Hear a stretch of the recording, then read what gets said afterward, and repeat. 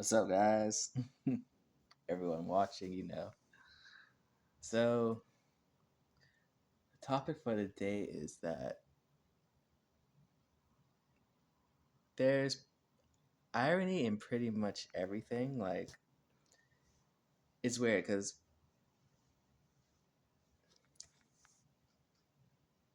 everything's basically ironic. Like, have you ever been in like an argument and you're arguing about something?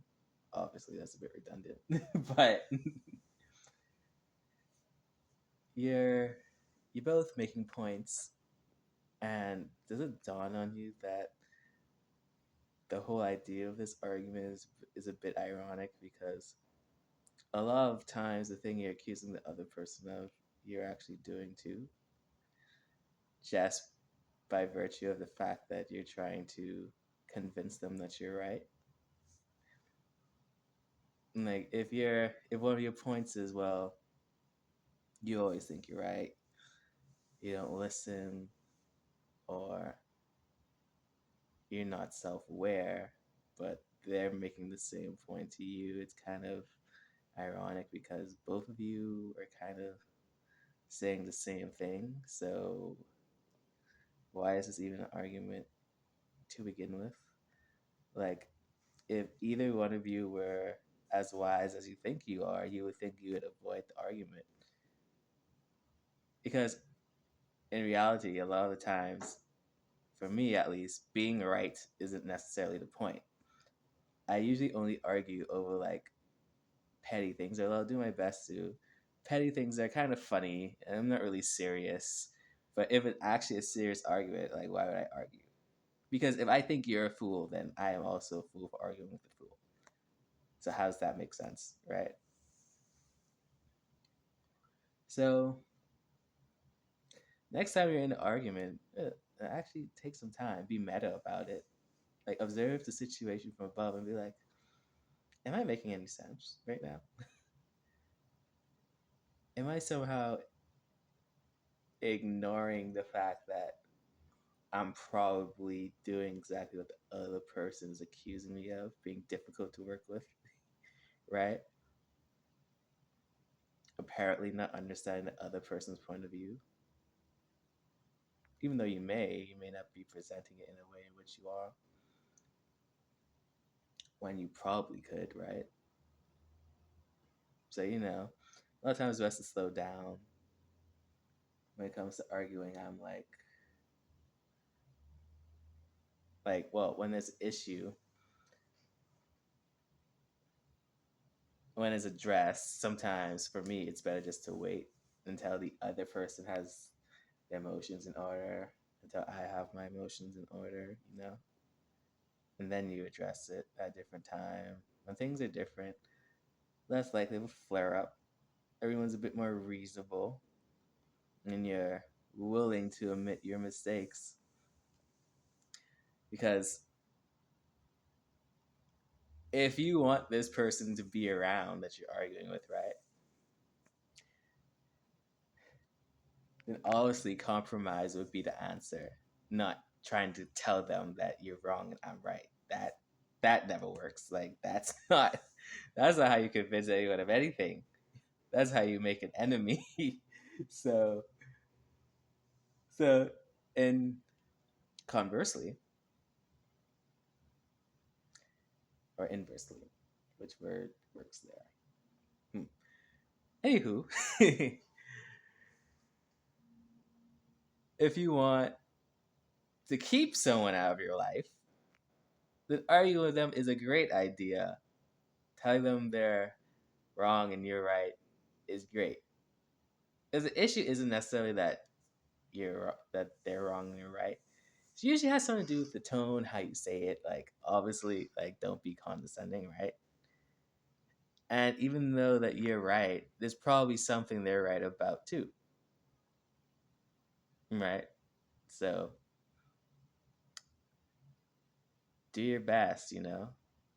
And yeah, some of us are self-aware and still end up in these situations, right? So why? Like, why are we having this situation if you're aware? right? I said it before. It's probably like an application problem. You got to figure that one out because this can end way worse the next time, right? Because you get shown signs that something's going in the wrong direction, you still decide to go that way, and then it comes back to you in the worst way possible, and you're like, I could avoid this, so let's avoid it. Take your time, listen to what someone's actually telling you, and you should respond in a calm manner. Try to explain things in a way where you're both aligned, like your energy is moving in the same direction instead of like bashing against each other, right? That's like the worst. That's definitely the worst. Like I had a conversation with a friend the other day about argument like they had with a family member. They asked me about it. I was like, well, if you try to keep that person out of your life, you did a great job because you're trying to convince them that they're stupid, essentially, right? That's like I don't know how that works. And convincing someone in the worst way, like if you really want to convince someone, it honestly has to be their idea at the end of the day, right? So you have to lead them in a way where they come to a conclusion themselves. But upright telling someone you're wrong and I'm right doesn't accomplish that goal. So if that was your intent, you did well. But if you plan to keep this a person around and you are as wise as you say you are and you are indeed the one who is right, insinuating that you are the wiser, smarter person in the situation, well, you should be aware that the other person, sorry, isn't gonna isn't gonna come to a healthy conclusion by yourselves, which means that now you're the adult and they're the child. You're gonna have to redirect this energy in a positive way. What does that mean? Well, if you want them to stay around, you're gonna have to be the one to change the flow of the conversation and start being more amicable, start being more diplomatic so that you can get things moving in the right direction. Because you said that you're the smarter one, right?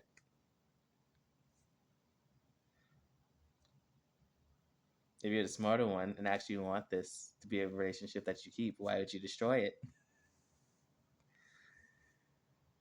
And it has nothing to do with lying about saying, trying to make it seem like they're actually right.